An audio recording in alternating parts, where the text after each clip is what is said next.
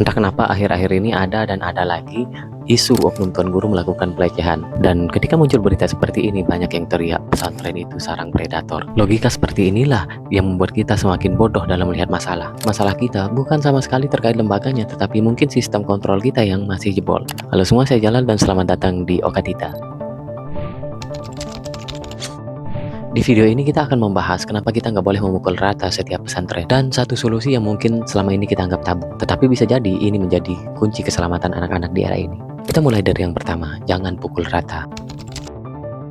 Mari kita berbicara angka dan logika. Ketika ada satu oknum yang berbuat bejat, kenapa satu pesantren yang kena getahnya? Dan ketika satu pesantren yang bermasalah, kenapa ribuan pesantren yang lain dianggap sama? Inilah namanya sesat pikir. Kita harus paham bahwa hal-hal seperti ini, pelecehan seperti ini, bisa terjadi di mana saja. Di sekolah negeri, ada. Di kampus ternama, banyak. Dimanapun, di rumah sendiri pun bisa terjadi. Jadi jangan pernah menghakimi seolah semuanya sama. Ingat, itu adalah oknum. Di dalam pesantren yang sama, masih ada banyak guru atau ustaz yang hidupnya habis diabdikan untuk mendidik anak. Dan kalau kita melihat realita zaman sekarang, pesantren adalah menjadi benteng terakhir daripada pendidikan karakter di negeri ini. Kalau kita pukul rata semua pesantren, kita hancurkan kredibilitas pesantren secara total. Kedepannya, anak kalian mau dititipkan kemana?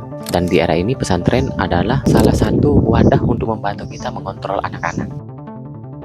Mari kita terbuka dan jujur, zaman ini sudah edan dan gila. Di luar sana banyak sekali anak SMP dan SMA sudah bisa melakukan pacaran yang kelewat batas. Angka hamil di luar nikah meroket, pernikahan dini karena kecelakaan meningkat.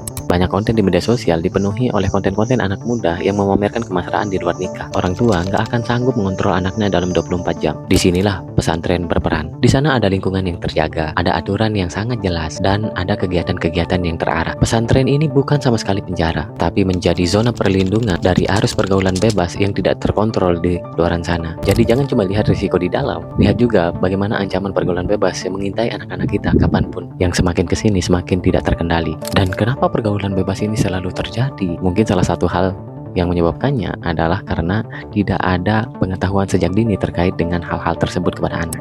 Hal inilah yang paling penting, pendidikan seks. Jangan alergi dulu sama bahasanya. Pendidikan seks itu bukan ngajarin anak-anak tentang cara berhubungan, tetapi bagaimana mengajarkan kepada seorang anak sejak dini tentang batasan-batasan. Anak-anak harus tahu dari sejak kecil bagian tubuh mana yang tidak boleh disentuh oleh siapapun, apa yang harus dilakukan ketika ada orang dewasa yang mulai bertingkah aneh, meskipun hal itu adalah gurunya sendiri. Kenapa kita harus memberikan pengetahuan seperti ini? Karena kalau kita membiarkannya, otak dan pikiran mereka akan diracuni terlebih dahulu oleh konten-konten dewasa di sosial media. Sebagaimana yang kita lihat hari ini, konten-konten seperti ini sudah nggak ada filternya, dan ini sangat berbahaya bagi perkembangan anak-anak, terutama dalam hal yang tadi, mencegah dirinya menjadi korban pelecehan. Anak yang punya pengetahuan soal batasan-batasan diri, potensi untuk jadi korban itu lebih sedikit, karena di otak mereka sudah tertanam bagian mana yang bisa merusak dirinya sendiri. Dan salah satu hal yang mungkin harus kita evaluasi dan kita lakukan ke depan adalah bagaimana kita menggunakan sosial media ini.